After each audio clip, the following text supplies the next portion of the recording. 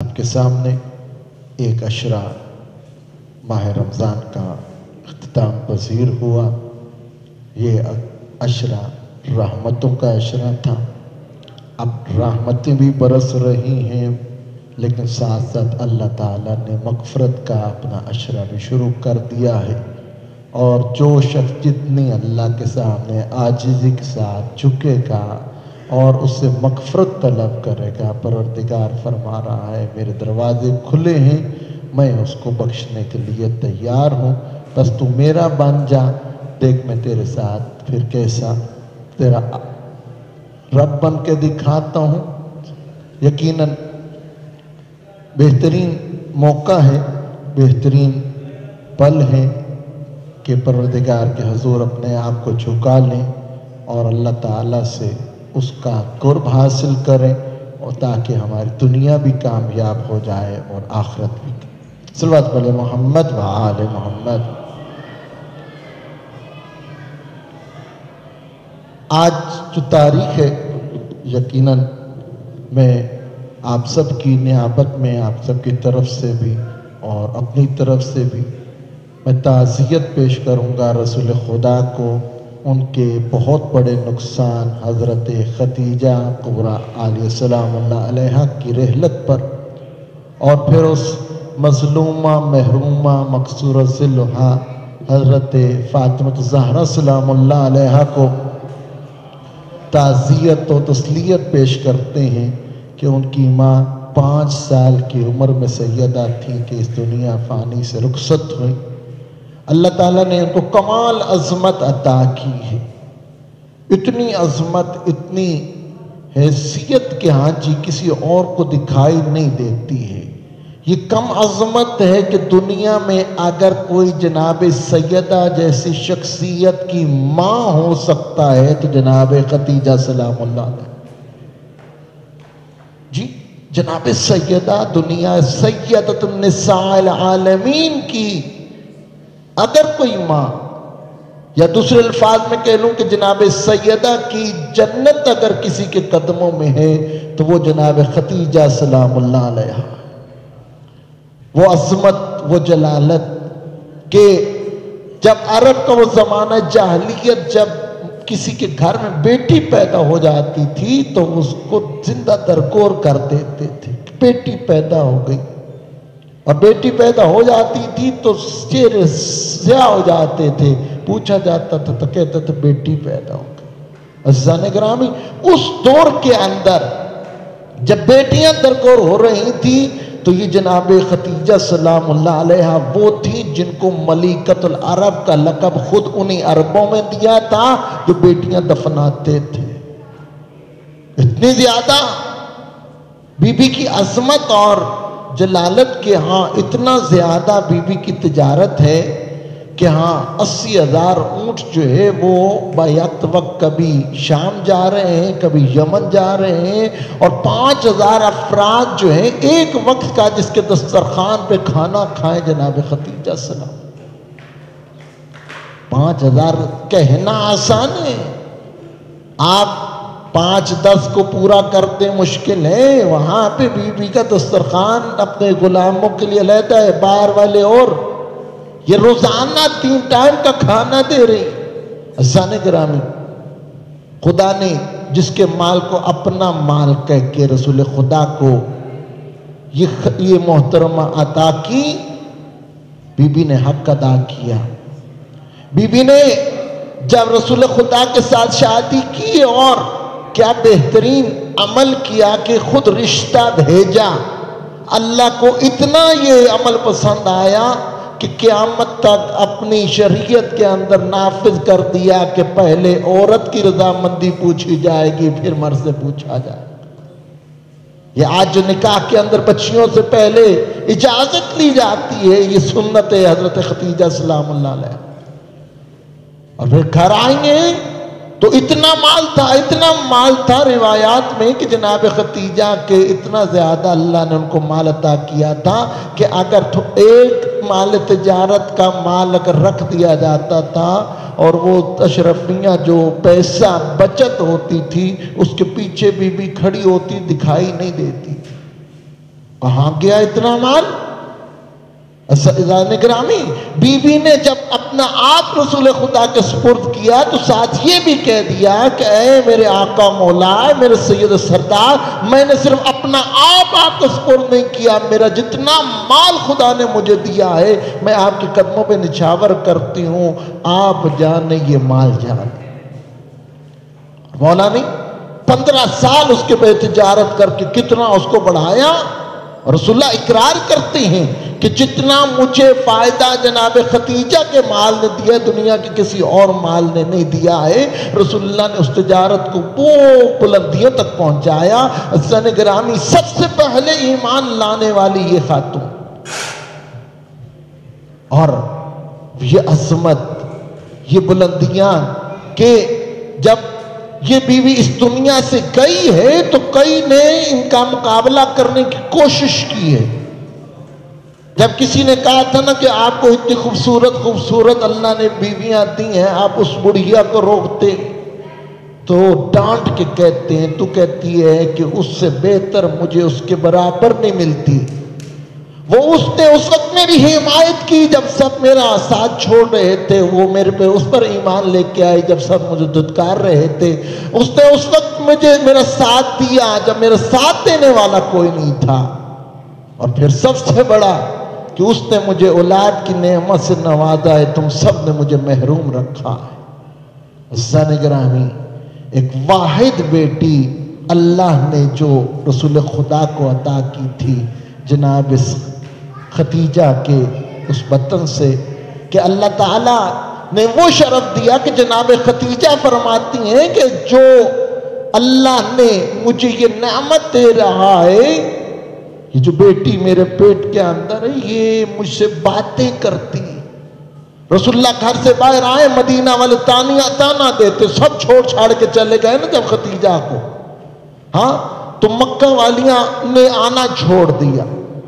ایک دفعہ شکایت کر رہے ہیں کہ یا رسول اللہ، مدینہ والیاں پہلے آگے پیچھے رہتی تھی، اب کوئی مجھے پوچھنے نہیں آتا، میری خبر گیری کرنے والا کوئی نہیں ہے۔ تو جناب رسول اللہ نے کہا کہ کوئی نہیں، خدا جو ہے بہترین سبب پیدا کرنے والا ہے۔ رسول اللہ گھر سے باہر تھے، واپس جب گھر تشریف لا رہے تو ختیجہ کے بولنے کی آوازیں آ رہی، گھر گئے تو آگے کوئی بھی نہیں تھا۔ کہا ختیجہ تو کہتی مکہ والیاں تو اسے ملنے نہیں آتی، تو کس سے باتیں کر رہی تھی؟ کہتی اور کوئی نہیں آئی، جو میرے پیٹ میں مولود ہے میری بیٹی زہرا، یہ مجھ سے باتیں کر رہی۔ عزیزان گرامی، جناب ختیجہ سلام اللہ علیہ نے اپنا مال سارے کا سارا اسلام پہ خرچ کر دیا۔ اعلان کر دیا تھا کہ آئے عرب والو، تم سارے میرے مقروض ہو، آؤ میرے حبیب میرے رسول کا کلمہ پڑھتے چلے جاؤ، جس کا جتنا قرضہ ہے میں معاف کرتی چلی جاؤں۔ آخر میں کیفیت کیا ہوئی عزیزان گرامی کہ وہ مال جو اتنا مال تھا کہاں گیا؟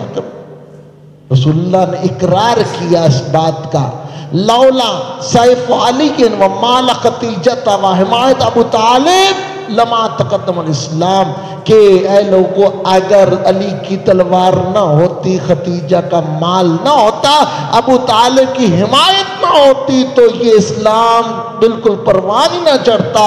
اور روایت میں ملتا ہے کہ ہاں مکہ کی سیاہ پہاڑیوں میں دم توڑ جاتا۔ اس تحریک کو اگر کسی نے کامیاب بنایا ہے تو جناب ابو طالب کی حمایت نے، جناب ختیجہ کے مال اور حمایت نے، اور جناب امیر المومنین کی تلوار نے۔ عزیزان گرامی، وہ وقت بھی آیا جب 3 سال تک شیب ابی طالب کے اندر خشک پتے کھانا پڑے۔ کیفیت کیا بنی؟ کیفیت یہ ہے کہ عرب والوں نے سوشل بائیکاٹ کر دیا، نہ کوئی آ سکتا ہے نہ کوئی جا سکتا ہے۔ ہاں کیفیت جناب ختیجہ کی یہ تھی کہ چادر ایک تھی، پیوند زدہ اتنی تھی کہ اس کو مزید پیوند لگنے کی مزید گنجائش باقی نہ تھی، اور پھر خشک پتے کھانا پڑے۔ زن گرامی اتنی محبوب زوجہ رسول خدا کی کہ 25 سال ساتھ رہی ہیں، اس دوران شادی نہیں کی ہے، یہ کمال ہے۔ اور اس کے بعد یہ وہ مستور ہیں جن کو رسول بیاہ کے لے کے آئے ہیں، جن کی برات لے کے گئے تھے اور لے کے آئے تھے، باقی ساری گھر پہنچائی گئی۔ اور پھر احسان دیکھیے کہ تمام اسلام اگر پل رہا ہے تو مال خدیجہ پر پل رہا ہے۔ عزیزان گرامی، جو خدیجہ کے مال پہ پلتی رہی، خدیجہ کے سامنے اپنے آپ کو پیش کرتی تھیں۔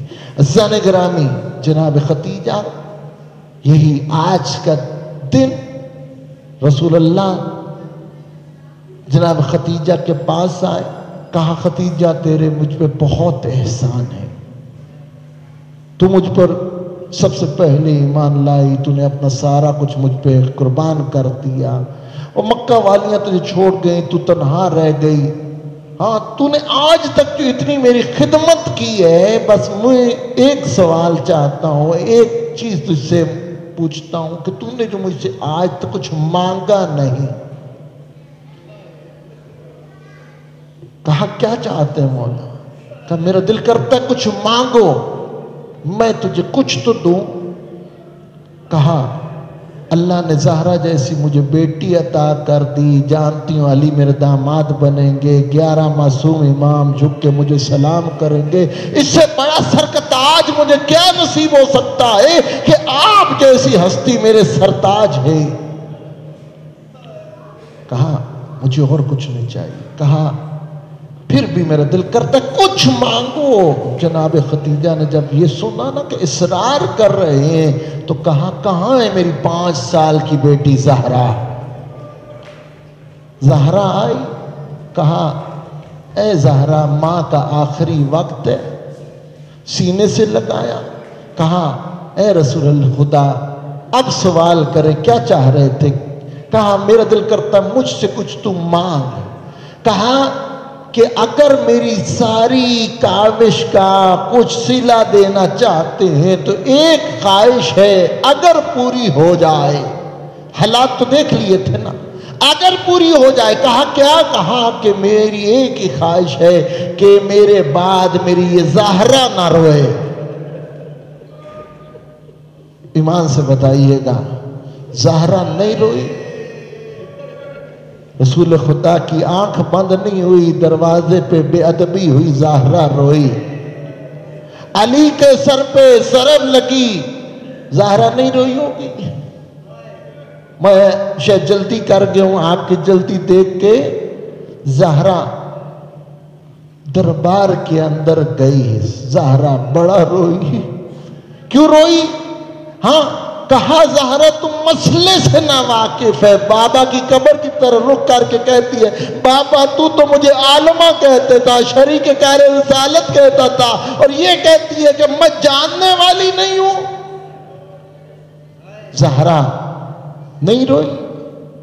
زخمی پہلو، محسن شہید، سارا جسم جو ہے نیل سے بھرا ہوا، اتنا نیل و نیل جناب سیدہ کا جسم ہے کہ بیوی کو روتے روتے علی سے وصیت میں کہنا پڑا، علی او میرا رات میں میرا تو غسل دینا اور رات میں مجھے کفن پہنانا۔ پوچھا گیا علماء کرام سے یہ رات کی وصیت کیوں؟ کہا زہرا کی سر پسلیاں نہیں ٹوٹی ہوئی تھی، بلکہ زہرا کے اوپر پورا جب لشکر گزرا تھا نا تو سارا کا سارا جسم نیل سے سیاہ مائل ہو گیا تھا۔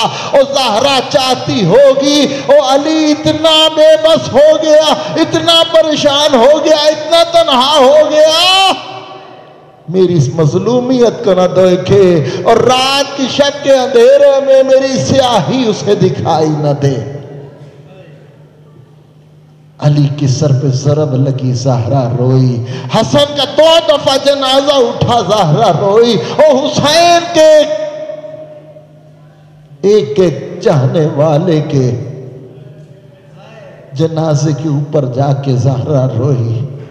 11 اماموں کی قبروں جہاں جہاں پہ قبر ہے نا جی، ہاں تو سچ پوچھو تو ایک ایک قبر پر جاتی ہے، وہاں گریا کرتی ہے. گریا کیا کرتی ہوگی؟ یہی حسرت ظاہر کرتی ہوگی کہ اے اللہ میرے زہرا کی قسمت دیکھو کہ میرے بیٹوں کی قبریں اکٹھی نہ بن سکی.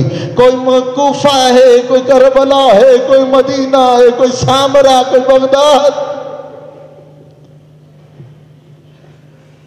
عام الحزن قرار دیا، سارا سال غم کا سال قرار دیا. حق بھی بنتا ہے. آج مسلمانوں نے کیسا انصاف کیا کہ ہر زوجہ رسول کو امہات المعصوم امہات المومنین کا ٹائٹل تو دے رہے ہیں، ان کے دن منائے جا رہے ہیں، لیکن آج کسی بھی مسجد میں جا کے دیکھ لیجئے، کہیں اگر آپ کو کہیں دکھ جائے کہ ام المومنین حضرت خدیجہ کا آج یوم مثال ہے. وارے قسمت جناب خدیجہ کی. پروردگار ہمیں جناب خدیجہ سلام اللہ علیہا کی سیرت کو سمجھنے پر عمل اور اس پر عمل کرنے کی توفیق عطا فرمائے. یا زہرا یا زہرا یا زہرا یا زہرا